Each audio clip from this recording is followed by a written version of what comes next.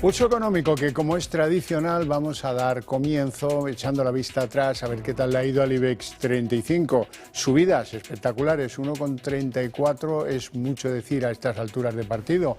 14.256,5 el índice de la bolsa española, con algunas acciones que despuntan espectacularmente, como es el caso de Bankinter, 6,77 de subida. Robi tampoco nada mal, 5,06 arriba, CaixaBank 3,82 arriba. Y en el lado del rojo, donde preponderan las manos vendedoras, Acerinox 4,73 de caída, Solaria 2,68 abajo y Acciona Energía 2,31 en la sesión. Y a continuación os voy a adelantar a modo de titulares lo que a mí me parece que será lo mollar de nuestra tertulia de análisis económico, la que mantenemos aquí cada tarde con los mejores expertos para que no se os escape un detalle. Bueno, pues en nuestra tertulia de análisis económico hoy tenemos que hablar de esta especie de maravilla de acuerdo comercial entre la Unión Europea y Trump. Creen todos que va a ser un acuerdo a la japonesa, esto es 15% recíproco. Cuidado que en el caso de Japón está claro quién pierde, en el caso de Europa no está tan claro y veremos si esto es aceptable por parte de la administración norteamericana.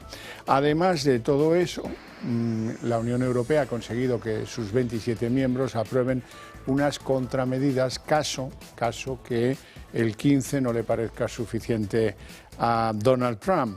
Y hablaremos también, cómo no, de Sabadell, que se rearma de cara al 2027 en la hipótesis para ellos clara de que la OPA va a fallar, la OPA va a encallar.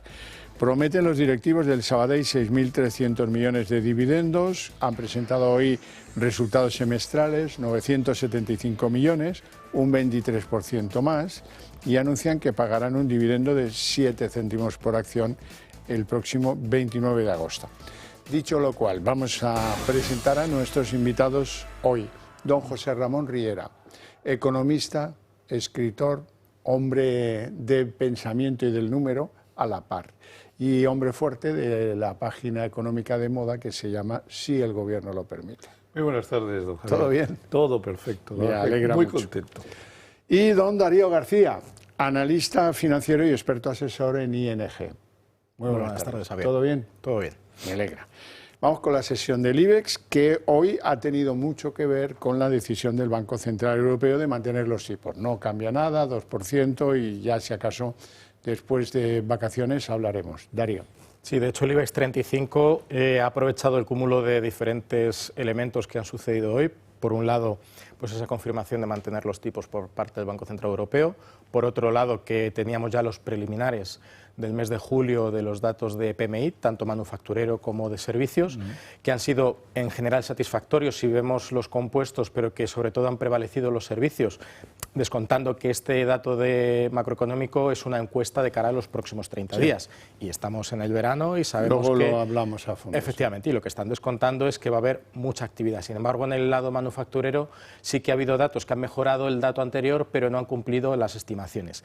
En general, igualmente, como también acompañaba pues una sesión marcada por los resultados empresariales de muchas empresas del IBEX 35, pues ha hecho que el IBEX hoy, a falta de que cierre Wall Street, pues esté liderando las alzas en la última sesión de la semana. 14.200 sobrados. Sí, sin duda. Yo creo que mucho de lo que acaba de contar Darío es la realidad. Si a eso le añadimos la buena noticia, entre comillas, del 15% de los aranceles, que parece ser que puede ser una solución, que yo no termino de entender por qué nos castigamos las dos economías con un 15%, porque un 15, un 30, un 0, da lo mismo. Es decir, si lo que queremos es que se produzca negocio, pero bueno, esto es otra cosa que discutiremos en otros momentos. Pero desde luego, entre un 30% y un 15% de aranceles, parece que todo ha favorecido. Si le añades a los beneficios empresariales, si le añades a que hay un clima de optimismo recuperado con alguna serie de cosas y con algunos indicadores,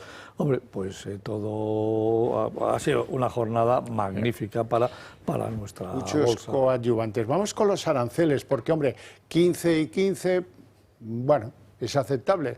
mejor 0 que 15, desde luego.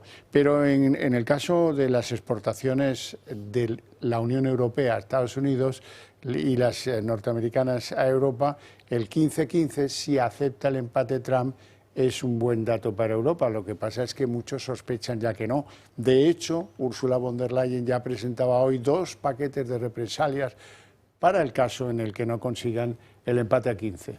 Sí, por uno de los aspectos muy básicos, que es la diferencia de peso, de apreciación que tienen las diferentes divisas. Es cierto que a nivel comercial internacional habitualmente los contratos se firman en la divisa norteamericana, pero que luego a efectos reales sobre el precio de venta final o el precio de venta al público, el PVP que conocemos de toda la vida, pues lógicamente eso lo que supuestamente va a originar es un menor perjuicio al bolsillo del consumidor europeo respecto a los bienes que se importan de Estados Unidos, pero que al contrario veremos si realmente va a ser así para el consumidor estadounidense el pagar un adicional con respecto al valor de la divisa en último término, ¿no?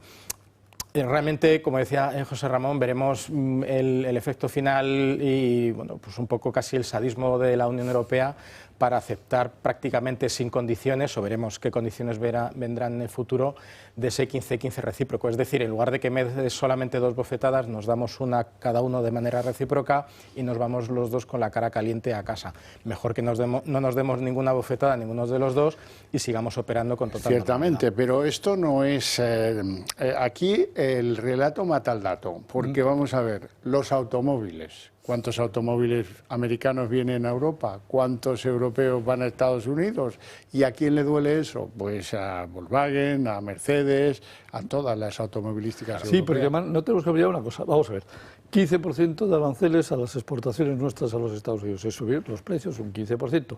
Pero como el dólar está depreciado en un 13%, en definitiva, lo que les va a costar, los productos que queramos vender, les va a costar casi un 30% más a los americanos. Con lo cual les saca de las expectativas. Claro, es que lo cual implica, es decir, que podemos empezar a perder mucha competitividad. Sí, claro, si un Mercedes estaba a muy buen precio, un 30% más en estos momentos puede hacer que algunos de los coches americanos digan, hombre, pero es que este me ha subido un 30 y este está al mismo precio y encima con ayudas, con subvenciones para la compra, con lo cual, ojito que a la industria exportadora europea esto, el 15 no le beneficia. Si hubiésemos depreciado nosotros la moneda un 15%, estaríamos empatados y no tendríamos ningún problema. Pero no, es que ha sido al revés, es que el dólar se ha depreciado y por lo tanto el euro se ha apreciado, y al apreciarse, los americanos van a pagar un 30%, casi un 30% más. Y si, como pronosticó Darío, esto se va a 1,25 el cambio antes de final de año, lo que estaremos pagando casi es un 40%, los americanos estarán pagando casi un 40% más. Y esto va a perjudicar tremendamente a las exportaciones europeas, que además son de un volumen significativo. Estamos hablando en productos de casi 400.000 millones de euros. Ojo, que es una cifra tremenda, y una caída del 15% son 60.000 millones en un PIB que repartido por países, los alemanes se llevan de esos 60.000 20.000 millones, le da una galleta al PIB alemán de mucho cuidado. Ojito, España afecta menos, pero también lo vamos a notar. A modo complementario de lo que ya habéis comentado, el sector automovilístico en Estados Unidos, en Europa, realmente, aunque le encantaría venir porque hay demanda real de los consumidores de vehículos norteamericanos, lo que hemos conocido el muscle car de toda la vida, que es un tipo de vehículo que en Europa no se vende porque la regulación medioambiental prácticamente prohíbe la circulación de estos vehículos y obliga a aquellas empresas que quieran importarlos a Europa a aplicar unas modificaciones técnicas con el tema de los catalizadores que hace inviable que finalmente el consumidor quiera optar a ello. Entonces yo creo que aquí el efecto tendrá que venir a medio plazo con el ajuste de la divisa, donde realmente la balanza comercial nos dará el resultado final. Hablemos de los PMIs, Darío, que tú empezabas este asunto. La eurozona parece que se reactiva, según los datos de julio. Y aunque sea una encuesta, pues ahora el PMI alcanza su nivel máximo de los últimos 11 meses. Sí, el dato compuesto, que es el dato que promedia tanto el manufacturero como el de servicios, se han marcado un dato preliminar antes de que acabe el mes de julio, con la semana que nos queda por delante, para un mes de agosto potencialmente positivo, pero sí que hay un sesgo totalmente diferenciado entre el sector manufacturero, donde aunque son los datos superiores a los del mes anterior, no cumplen con las expectativas, por lo tanto ahí hay cierta decepción, pero como son mejores que el dato anterior y si le sumamos la mejoría con carácter general de los datos de servicio con respecto, no el dato solo del mes anterior, sino con el dato que se esperaba preliminar para este mes, pues deja de manifiesto que el mercado del sector servicios descuenta un incremento del consumo a nivel general bastante grande, que por ende también podría descontarse pues un dato de inflación para el cierre de julio y para el mes de agosto por encima de los datos que hemos visto anteriormente. Sí, el problema está en el manufacturero, que está todavía por debajo de 50, que se ha quedado a 49,8 me parece, y por lo tanto sigue estando por debajo de 50, que sería lo que daría tranquilidad, y sobre todo si llegase al 51,2 como ha llegado el de servicios. Buena noticia para el de servicios, aceptable porque ha mejorado las expectativas, y vamos a ver lo que pasa, porque yo de verdad tengo muchas ganas de saber cómo se cierra el 9 de agosto las negociaciones con Estados Unidos, porque todavía yo personalmente no las tengo nada conmigo, y los mercados están contentos con el 15% y yo muy preocupado.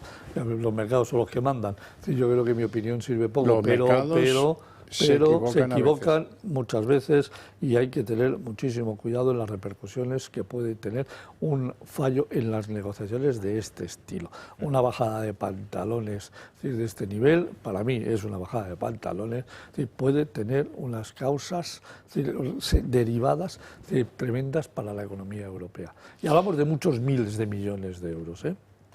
Bueno, vamos a la bolsa española, hablamos por derecho propio de un valor, que es el Sabadell. Hoy presentaban su argumento estratégico para el escenario de una OPA hostil que no prospera, y han prometido 6.300 millones de dividendos y sus resultados. Sus resultados son buenos, 975 millones en el primer semestre del año, un 23% más. De hecho, pues han hecho ya el regalito de dividendo de 7 céntimos por acción el mismo día 29 de agosto.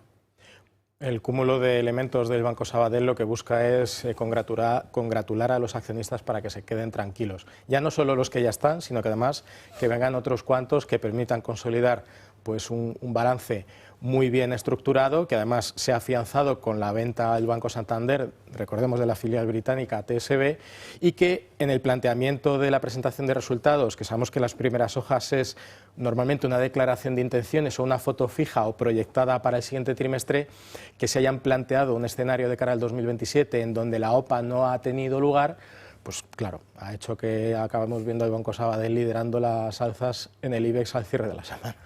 Sí, no, vamos a ver, primero, o sea, es para aplaudir la estrategia del presidente y del consejero delegado. Hombre, y todo vamos el a ver, con el árbitro y los liniers comprados se juega bastante bien al fútbol, ¿eh? Sin duda alguna, pero también ellos saben que, es decir, la Unión Europea, Bruselas y el Banco Central Europeo no están nada contentos. Y entonces, es decir, viene la investigación de la Comisión Europea y a ver cómo termina la bromita. Pero en cualquier caso, ellos están jugando, desde luego, con un árbitro a favor y con los linieres también, pero están jugando muy inteligentemente. Es decir, ellos lo que están intentando es hacer subir el valor de la acción, garantizando que anunciando que van a repartir dividendos por todos los sitios, claro, con un objetivo: encarecer la OPA. Es decir, obligar al Banco Bilbao Vizcaya, el BBVA, a que si de verdad tira para adelante tenga que subir precios. El BBVA ya se ha dado cuenta que necesita 3.000 millones de euros más. Pero es que a lo mejor, cuando se quiera terminar presentando la definitiva, creo que son 5 o 6.000 millones, y terminan, es decir, con todo este tema acogotando la posibilidad de que la OPA salga para adelante. Entonces, yo entiendo al Banco Sabadell y además le aplaudo con lo que acaban de hacer, pero por otro lado me preocupa mucho lo que ha sucedido hasta ahora, el intervencionismo del gobierno, que lo que está haciendo es decir, debilitando las posibilidades de otra de las instituciones financieras de este país. Y a mí lo que me sorprende de todo esto, lo sigo diciendo, es que el PNV calle y el BBVA no amenace, porque yo en estos momentos... Instrumentos tenemos todos, ¿no? Claro, yo en estos momentos al PNV le estaba dando hasta el carnet de identidad. Claro, que por eso no soy el presidente del BBVA, sino simplemente un tertuliano de esta... Será por eso, será por eso. Hablemos en esta red. Que eso es un honor. Yo encantado, yo estoy feliz de poder decir estas cosas. Ya Además, sabe que los presidentes del BBVA últimamente no salen muy bien de la casa. Bueno, Repsol, hablemos de Repsol, porque dicen ellos que es por el apagón que obligó a cerrar refinerías y eso pues tiene un impacto en las cuentas. Obviamente, no sé yo si tanto impacto, porque presentan unas cuentas que dicen que semestralmente se han ganado 603 millones de euros y eso es un 63% menos. Atribuir a un periodo de menos de 24 horas una caída en el 63% de los resultados... Pues las refinerías paran por 3 o 4 días, pero efectivamente, tiene usted razón. Pero que hay una proporción que no se debería corresponder. Yo creo que viene más de un arrastre en un periodo en el que hemos visto una oferta de petróleo bastante grande, con un progreso en la oferta por parte de la OPEP bastante sustancial y que ha propiciado, entre otras cosas, que veamos la bajada en los precios del petróleo, no de los carburantes, que es otra cosa muy diferente, y que eso ha originado en la parte del negocio en donde Repsol es comprador a las principales compañías extractoras y refineras, pues bueno, pues una actividad que le ha permitido compensar los otros negocios de exploración y de prospección que sí que están más relacionados con la propia actividad. Por otro lado, también ha habido un pequeño incremento en la pata más verde que ha venido desarrollando Repsol con respecto al tema del gas natural, pero bueno, en cómputo general yo creo que también la expectativa con esos resultados ha podido verse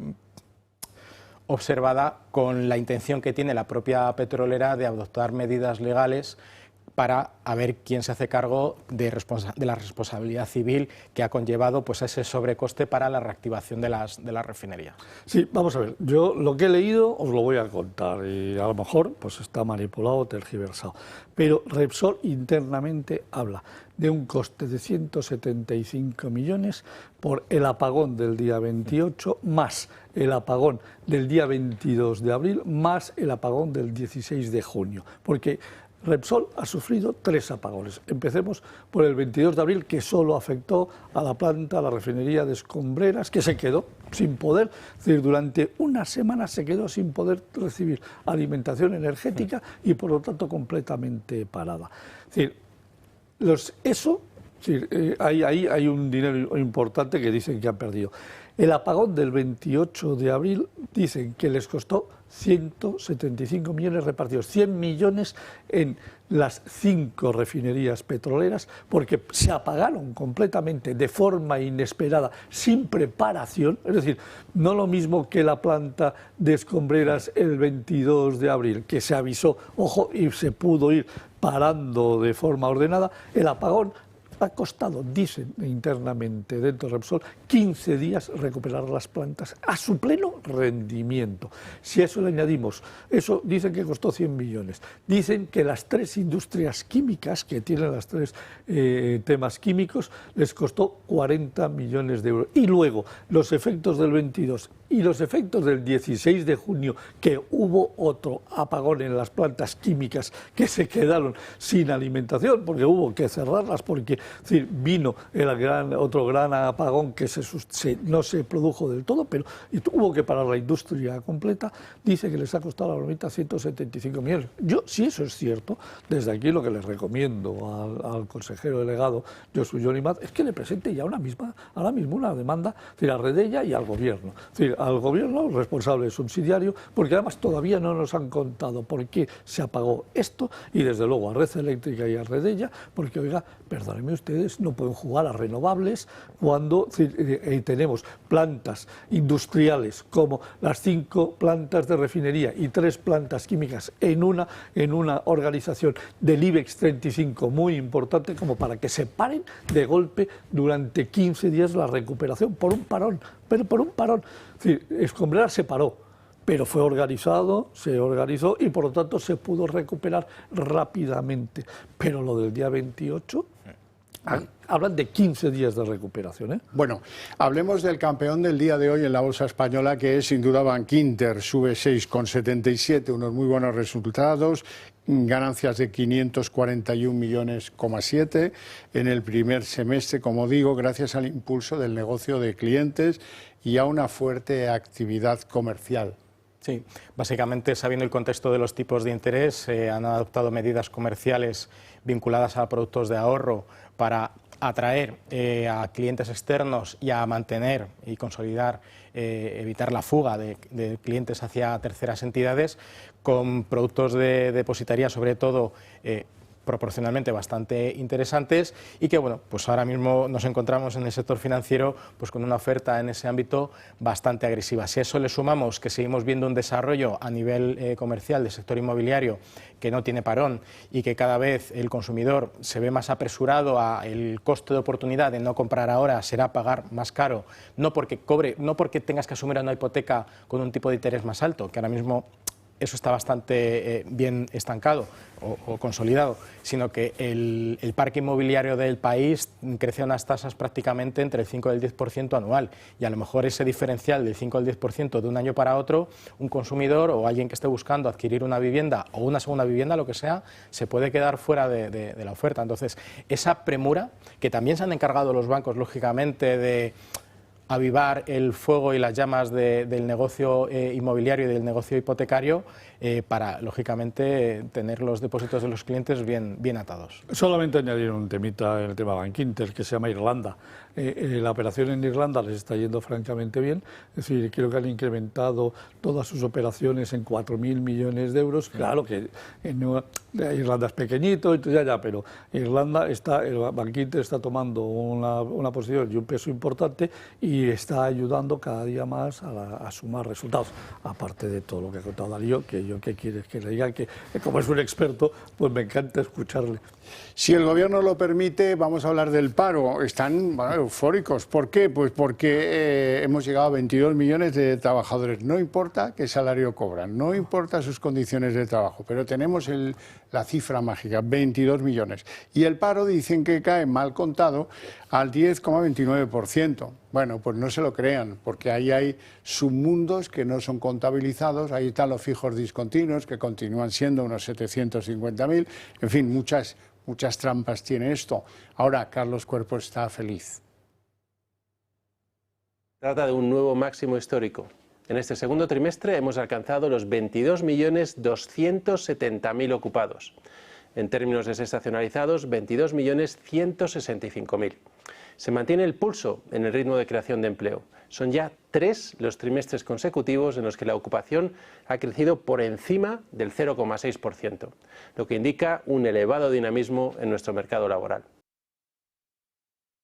Sí, muy rápidamente. Señor Cuerpo, si es así todo tan bonito, ¿por qué le ha prohibido usted al Instituto Nacional de Estadística a que saque la estadística de fijos discontinuos que ya estaba lista para ser publicada, es decir, a voluntad propia y estudios propios hechos por el Instituto Nacional de Estadística? El único que se lo podía prohibir era usted y usted se lo ha prohibido. ¿Por qué? Ay, amigo, ¿qué datos había en la estadística del INE de los fijos discontinuos que nos iban a contar? ¿Por qué la ha parado usted? Los datos no debían de ser tan buenos y estoy convencido que iban a ser tremendamente malos, porque si no, no hay valor para parar esa información. Y en términos salariales, es muy interesante, lo publica la prensa económica, la comparativa salarial entre Irlanda y España. En el 1994 cobrábamos una media salarial equivalente. Hoy, 30 años después, ellos 60% por encima de los nuestros. Con esto no tenemos tiempo para más. Si acaso para que yo agradezca a nuestros invitados hoy su presencia y sus opiniones en el programa y a ustedes su paciencia y su interés. Ahora, eso sí, para ustedes hay premio porque a la vuelta de publicidad la redacción abierta les espera a todos.